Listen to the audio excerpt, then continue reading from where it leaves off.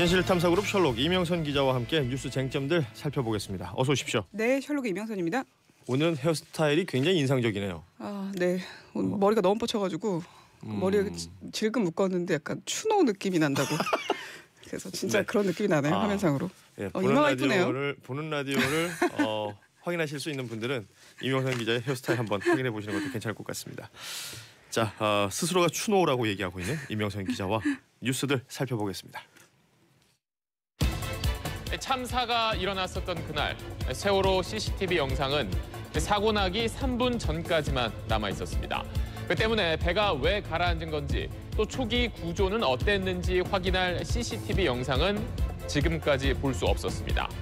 34분에 걸친 풀영상이 8분 정도의 영상으로 중간에서 커팅된 상태로 특조위는 해군이 당시 작업 영상 원본도 공개하지 않고 있다고 지적했습니다.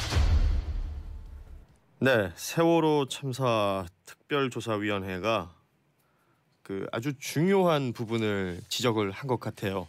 그러니까 세월호 참사의 아주 주요한 증거물이죠. 이 배 안을 비추고 있었던 CCTV가 있었고 이 CCTV가 촬영이 되면 어딘가에 저장이 될 텐데 네. 이 저장 장치에 조작 의혹이 있다라고 지금 특조위에서 발표를 한 겁니다. 네, 그때 CCTV가 세월호에서 64대가 있었습니다. 근데 갑자기 참사 전에 이게 DVR 그러니까 저장 장치에 녹화가 안 된 것 같다. 그렇게 발표가 나와요. 그렇죠, 그래서 그렇죠. 의혹이 많았죠. 근데 거기에 대해서 특조단이 조작 의혹이 있다 이렇게 발표를 한 겁니다.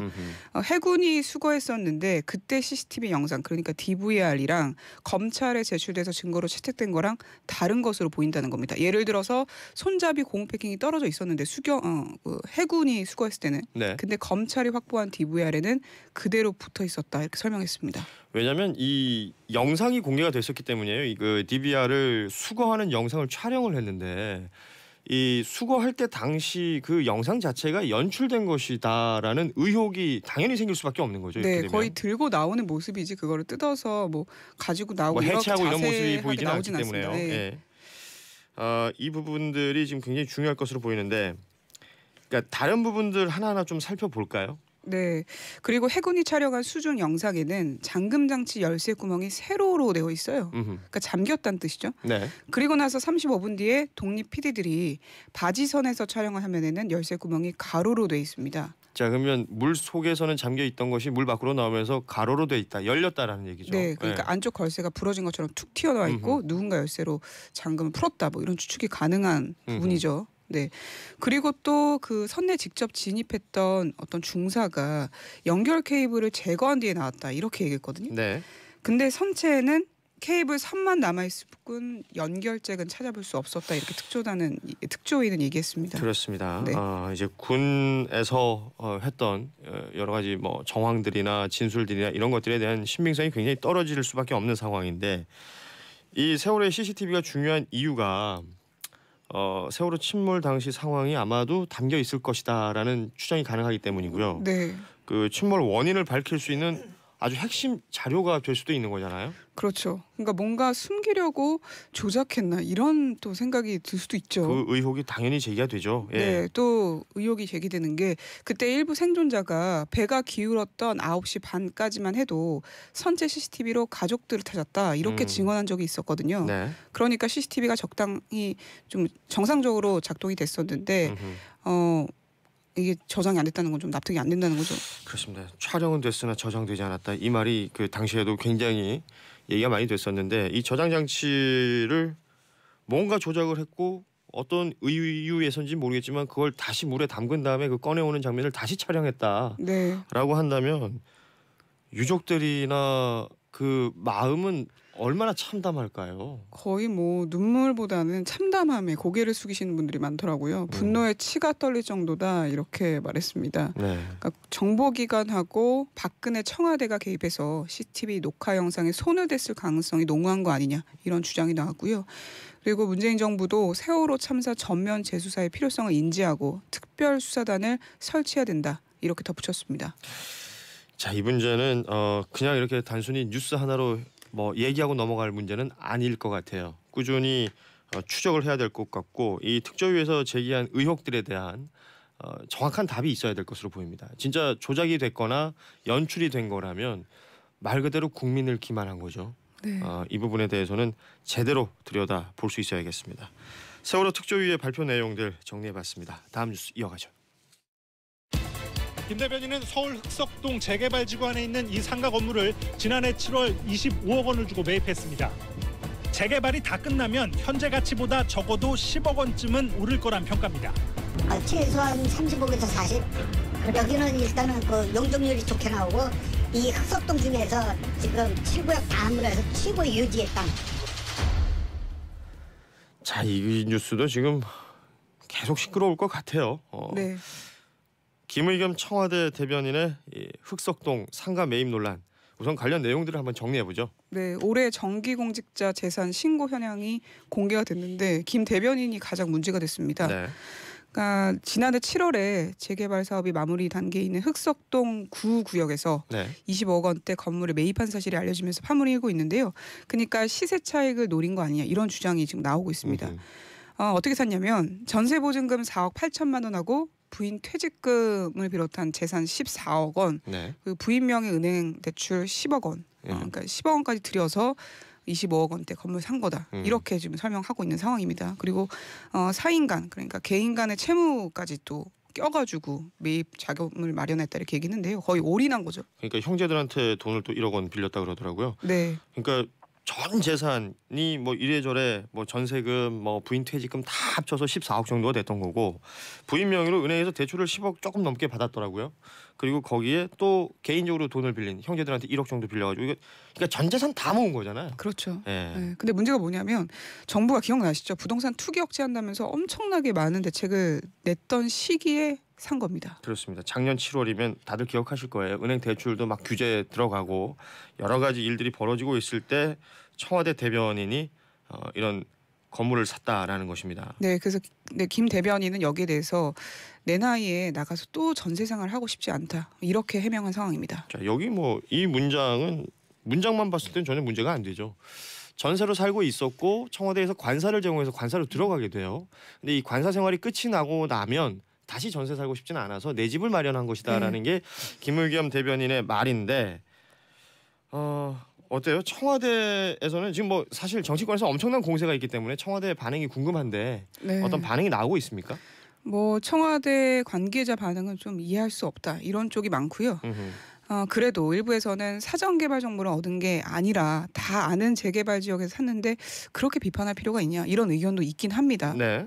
근데 또 청와대가 워낙 부동산 투자 투기에 날을 세웠지 않습니까? 그렇죠. 근데 대통령의 입이라고 볼 수 있는 대변인이 하필 그 시점에서 그런 고가의 건물, 재개발 지역의 건물을 살 수 있느냐 좀 도의적으로 맞지 않다 이런 얘기가 좀 더 압도적입니다.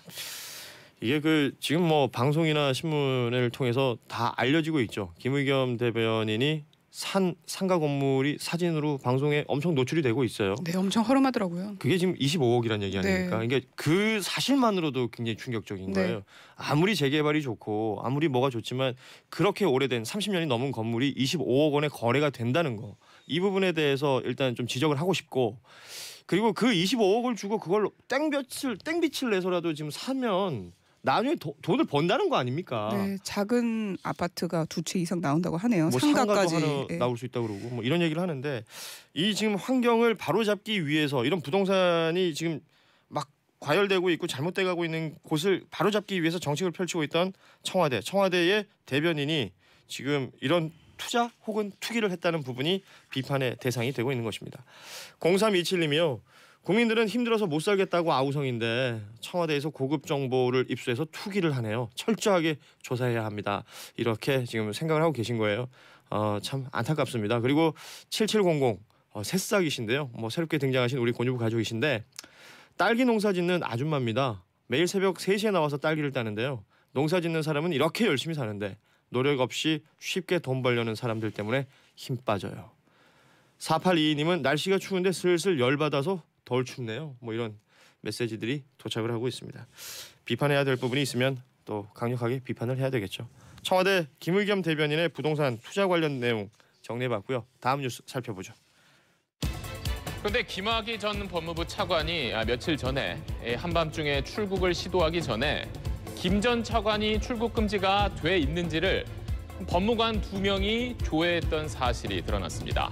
법무부는 김 전 차관 측의 확인 절차를 조사했는데 김 전 차관이 공식적으로 출국 금지 여부를 문의해온 기록은 없었다고 밝혔습니다.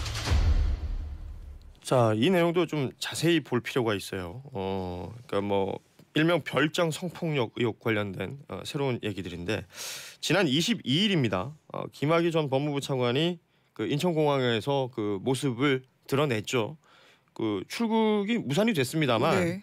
요 시도가 있기 전에 법무부 소속의 법무관 2명이 김학의 전 차관의 출국 금지 여부를 조회했다라는 거예요. 네. 이게 어떤 의미인지를 좀 살펴봐야 되는 거죠. 그 내부 시스템에 법무부 소속 법무관 2명이 접속한 사실이 확인된 겁니다. 네. 그러니까 미리 또 간 본 거 아니냐, 자기가 나갈 수 있는지 없는지를 확인한 거 아니냐 이런 얘기가 나오고 있는데요.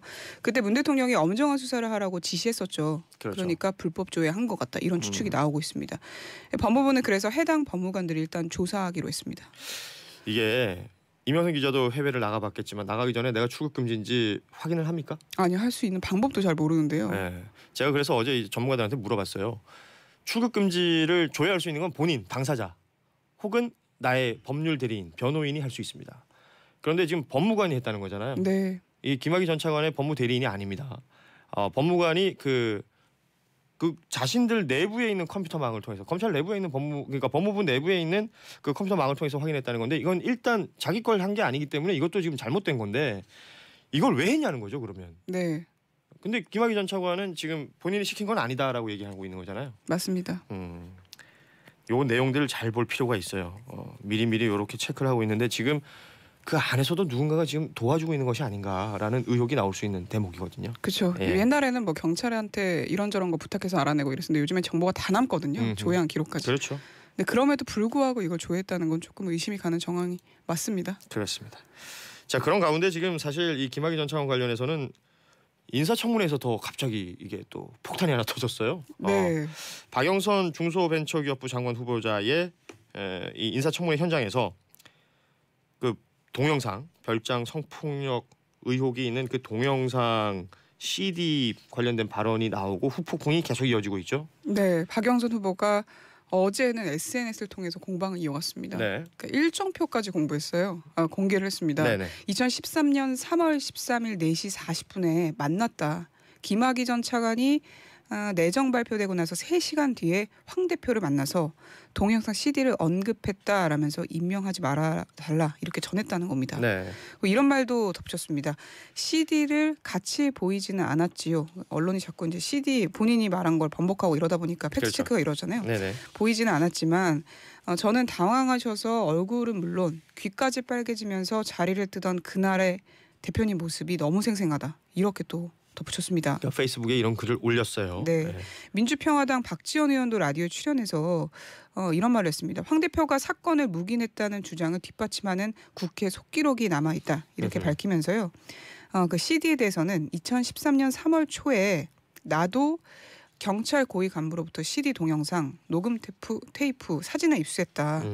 검찰이 수사를 잘 안 해준다. 그러니까 적당한 때에 법사위에서 얘기했으면 좋겠다라고 경찰 고위 간부가 자기한테 설명하기도 했다. 이렇게 전했습니다. 당시에 박영선 의원은 법사위원장이었고 또 박지원 당시 의원은 또 법사위원이었기 때문에 네. 경찰에서 이제 뭔가 수사를 하고 있는데 검찰에서 막고 있다. 지금 박지원 의원의 주장대로라면 그렇습니다.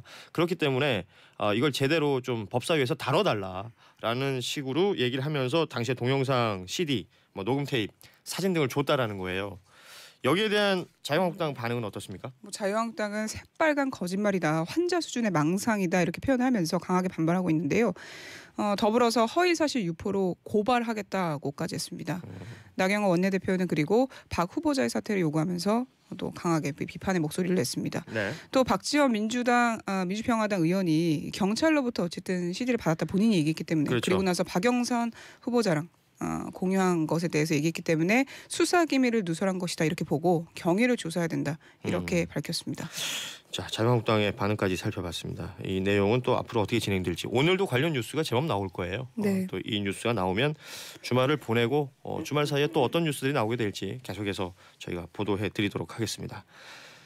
그리고 이번에는 오랜만에 국회가 일한 이야기 한번 해보죠. 그러니까 여야 간에 이견이 없는 이 소위 말해서 그 무쟁점 민생 법안 이렇게 얘기를 하는데 통과시킨 내용들이 어제 있었습니다. 그중에 가장 주목받고 있는 게 뭐 일명 조두순법이라고 불리는 법이죠. 네, 예전에 막 조두순 출소 반대 국민청원 있고 그랬었잖아요. 국민청원 처음 만들어지고 막 생기고 그랬었는데 이 조두순은 다 아시겠지만 2008년에 8살 아동은 인근 교회 화장실로 끌고 가서 성폭행한 인물이죠. 그리고 나서 징역 12년 최종 선고받고 11년째 복역 중이고 내년에 만기 출소하는데요. 네. 이 조두순법이 통과가 됐습니다. 미성년자 성폭행 혐의로 전자장치를 착용한 범죄자에게 주거 지역을 제한하고 그러니까 특정인 그러니까 피해자에게 접근 금지하도록 그 준수사항을 지키도록 할 것이다. 이렇게 내용이 포함되어 있습니다. 그러니까 재범 위험성이 큰 사람은 1:1 보호 관찰이 가능하도록 규정한 겁니다. 만약 위반하면 3년 이하 징역, 1,000만 원 이하 벌금이 떨어집니다. 이런 건 뭐 중요한 부분입니다. 우리 아이들이 안전하게 지낼 수 있는 환경을 만드는 것 이런 것들에 있어서 국회가 그래도 이 관련돼서는 일을 했다라는 부분 아주 미비하지만 칭찬합니다. 네. 예. 그래도 혼날 일들이 더 많을 거예요. 앞으로 이런 소보를 많이 전해드렸으면 좋겠네요. 그래요. 예. 좀 국민들을 위해서 좀 시간을 보냈으면 좋겠습니다. 본인들의 당리당략을 위해서 시간을 보내지 말고요. 그리고 끝으로 요거 하나 더 볼게요. 어제 KBS 보도 내용이었는데 우리 정부가 북한에 있는 핵 리스트를 파악하고 있다. 이 부분 관련해서 KBS 보도가 있었는데 어떤 내용이죠? 모두 104곳의 북핵 리스트가 있는데 핵심 시설이 40곳이다 이렇게 특정돼서 어제 보도가 나왔습니다. 그러니까 완전한 비핵화를 위해서 불능화 필요성이 있는 곳이 40곳이라는 겁니다. 네. 생각보다는 많은데요. 핵 연구 지휘 시설이 15곳으로 가장 많았고요. 우라늄 광산 8곳, 원자력 발전소, 정령 공장이 각각 5곳이었습니다. 영변 기타 시설하고 우라늄 농축 시설 그리고 고폭 시험장도 각각 2곳으로 파악이 됐습니다. 이렇게 정확한 명칭, 장소가 나온 건 처음이라고 합니다. 그렇습니다. 자, 오늘 준비한 뉴스 여기까지 살펴보도록 하겠습니다. 지금 문자 메시지로 김우겸 대변인의 상가 매입 논란 관련된 다양한 반응들도 오고 있고요. 또 이게 겉은 화려한데 속은 썩을 대로 썩었군요라고 문자 메시지 보내주시는 분들도 있었고 최석현님은 이 부분을 또 지적해 주셨네요. 김의겸 대변인도 경솔했지만 그 건물까지 찾아가서 비난하는 자유한국당 의원들 과연 그들은 떳떳할까요? 라는 지적도 해주셨습니다. 이렇게 기분이 씁쓸해지는 뉴스들이 많은데 금요일이니까 좀 유쾌하게 여러분 보이는 라디오 보는 라디오 한번 보시죠.